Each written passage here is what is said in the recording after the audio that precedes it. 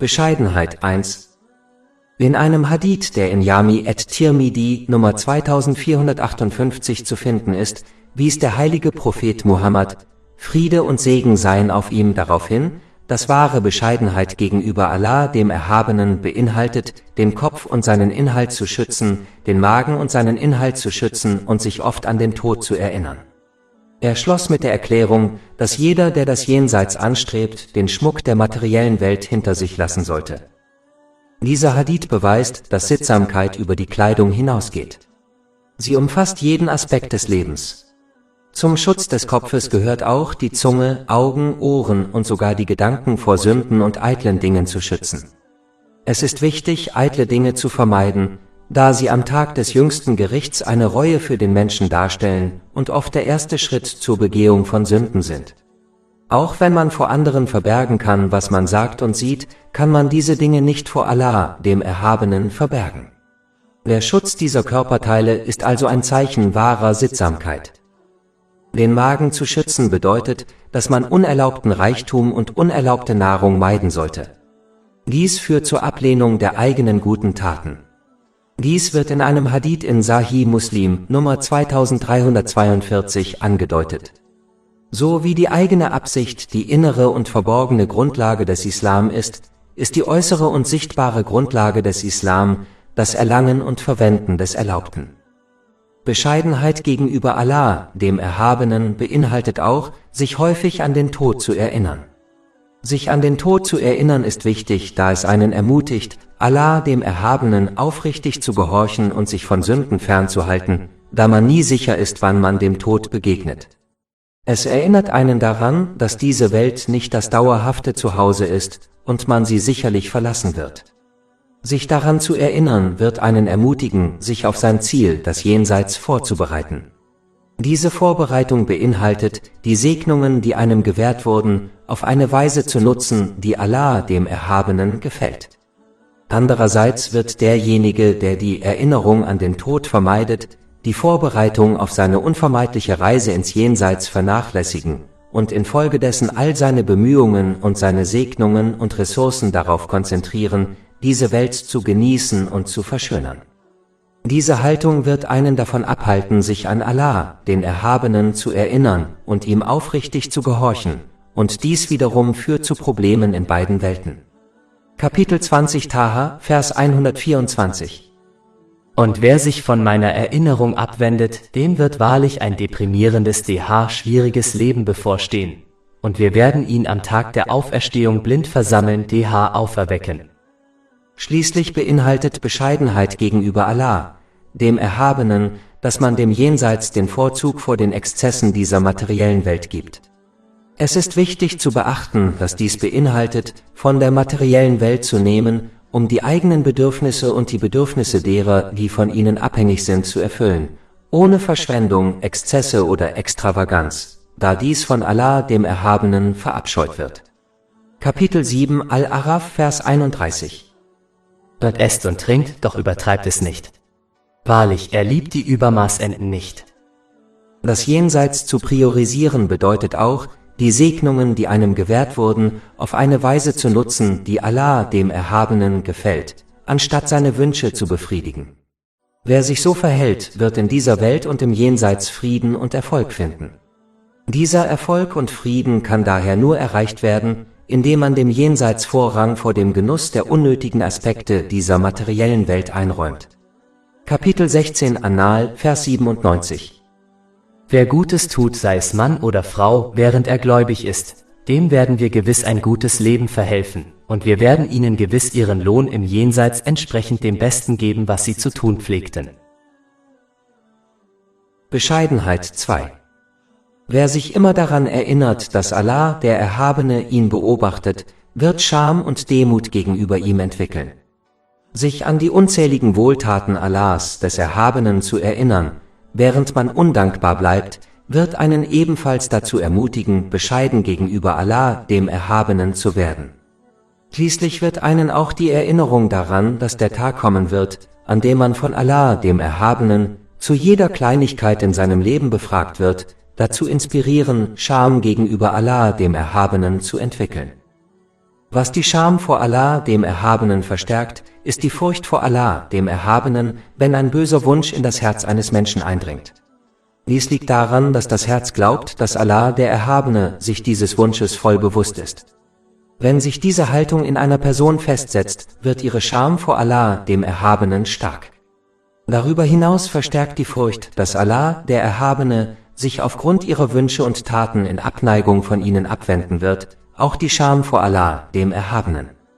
Aber diese Scham und Scham können schwach werden und in einigen Fällen verschwinden, wenn man aufhört, sich selbst in der beschriebenen Weise zu prüfen und Allah, dem Erhabenen, seinen Geboten und Verboten aufrichtig zu gehorchen. Keuschheit 1. In einem langen Hadith in Sahih Bukhari Nummer 6806 erwähnte der heilige Prophet Muhammad, Friede und Segen seien auf ihm, 7 Menschengruppen, denen Allah, der Erhabene, am Tag des jüngsten Gerichts Schatten gewähren wird. Dieser Schatten wird sie vor den Schrecken des jüngsten Gerichts schützen, zu denen auch die unerträgliche Hitze gehört, die entsteht, wenn die Sonne bis auf 3 Kilometer an die Schöpfung herankommt. Davor wird in einem Hadith gewarnt, der in Jami at-Tirmidhi Nummer 2421 zu finden ist. Zu einer dieser Gruppen gehört eine Person, die zur Unzucht eingeladen wird, diese aber aus Furcht vor Allah, dem Erhabenen, ablehnt. Die Kontrolle des eigenen Verlangens, insbesondere wenn niemand außer Allah, dem Erhabenen, davon erfährt, ist eine große Tat. Muslime sollten sich bemühen, Situationen zu vermeiden, in denen sie zur Sünde eingeladen werden könnten, indem sie zunächst Orte meiden, an denen Sünden häufiger vorkommen, wie etwa Nachtclubs. Dies ist äußerst wichtig, da die Umgebung einer Person oft einen starken Einfluss auf ihre Einstellung und ihr Verhalten hat. So wie ein Student eher in einer ruhigen Bibliothek lernt, als in einem geschäftigen und lauten Haus, wird ein Muslim weniger wahrscheinlich zur Sünde verleitet, wenn er Orte meidet, an denen Sünden regelmäßig und offen vorkommen. Die andere wichtige Sache ist, Menschen zu meiden, die offen Sünden begehen und andere dazu einladen. Eine Person wird die Eigenschaften ihrer Gefährten annehmen, ob gut oder schlecht. Dies wird in einem Hadith in Sunan Abu Dawud Nummer 4833 angedeutet. Muslime sollten nicht nur sicherstellen, dass sie sich an gute Menschen wenden, sondern auch ihre Angehörigen, wie etwa ihre Kinder, ermutigen, dasselbe zu tun. Wenn sich Muslime wirklich darauf konzentrieren würden, würde die Zahl der Jugendlichen, die in Banden und Kriminalität geraten, drastisch sinken. Kapitel 43 als Zugruf, Vers 67. An jenem Tag werden enge Freunde einander Feinde sein, mit Ausnahme der Rechtschaffenen. Keuschheit 2. In einem Hadith in Sahih Bukhari Nummer 6474 garantierte der heilige Prophet Muhammad, Friede und Segen seien auf ihm, demjenigen das Paradies, der auf seinen Mund und seine Keuschheit achtet.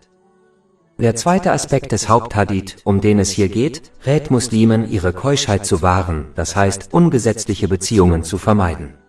Einem Muslim wurde ein Weg gegeben, dies zu erreichen, nämlich die Ehe.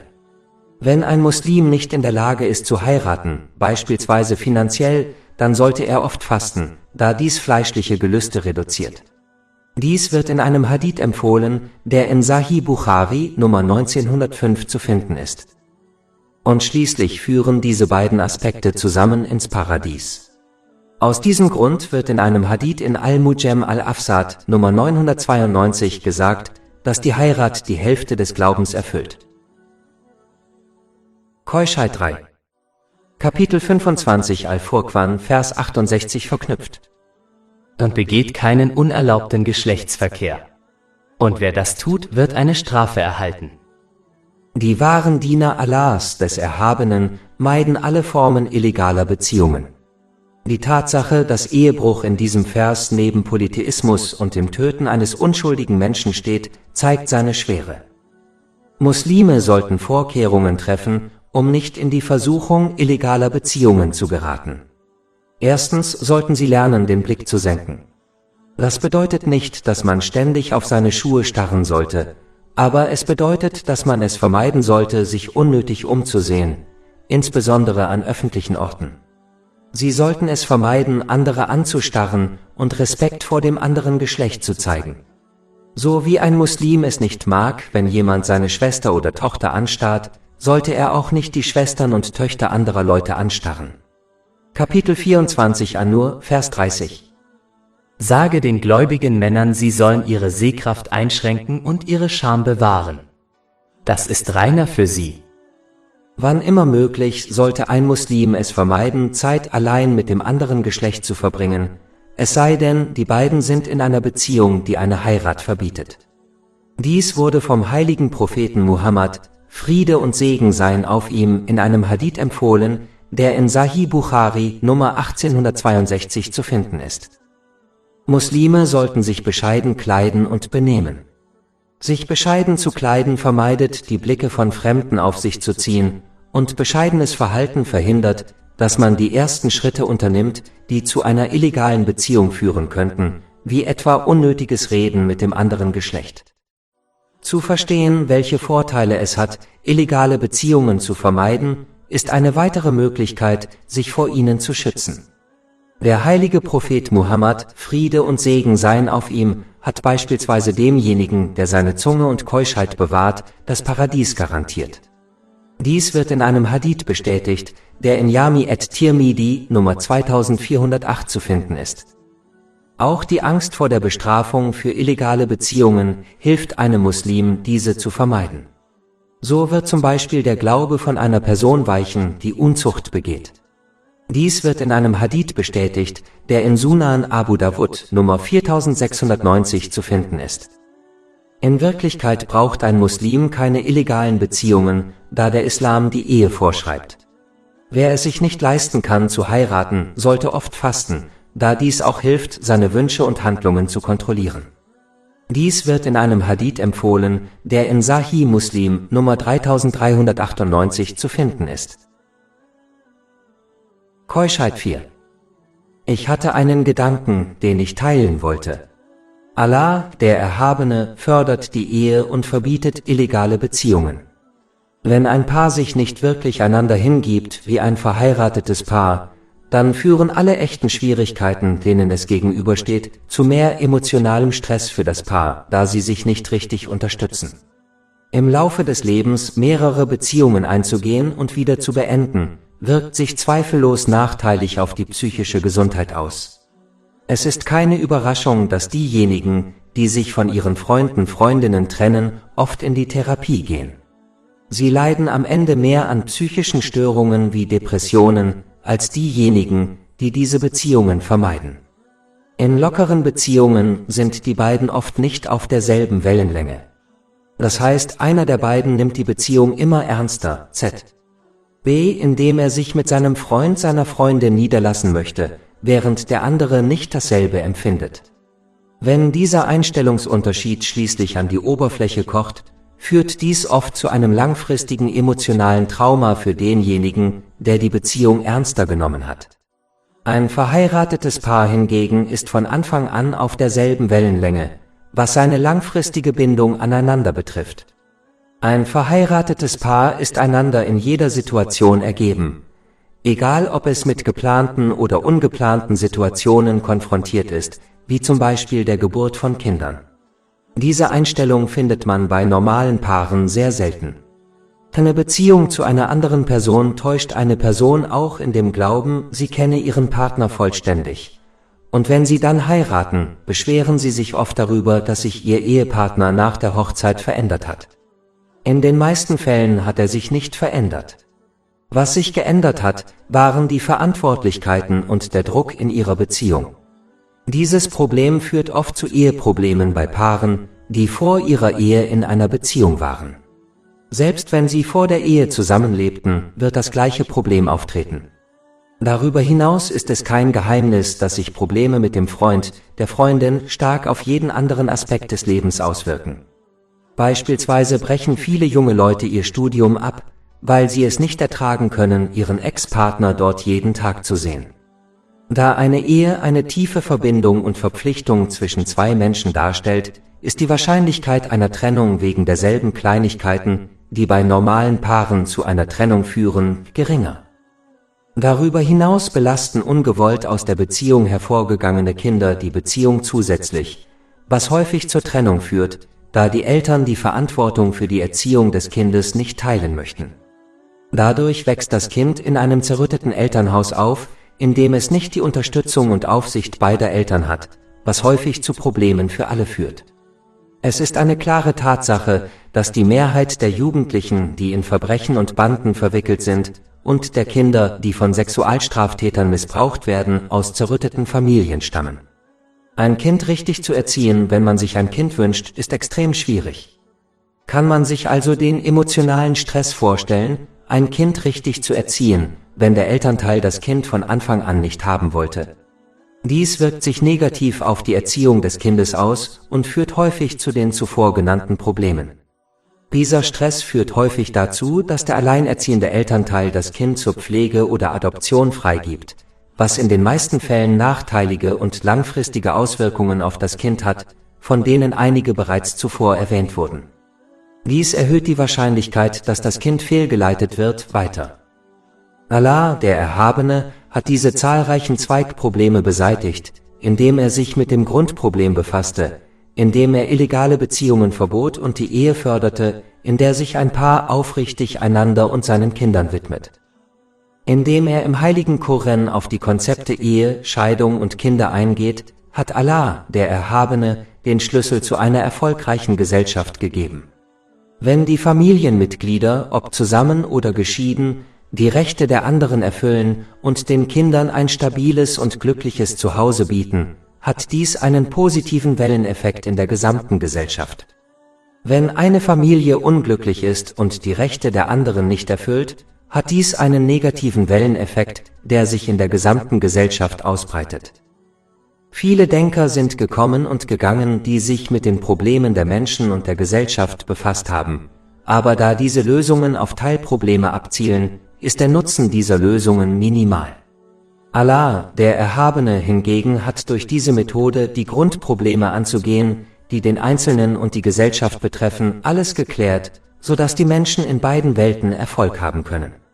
Kapitel 16 An-Nahl, Vers 89. Und wir haben dir das Buch als Klarstellung aller Dinge und als Führung und Barmherzigkeit herabgesandt.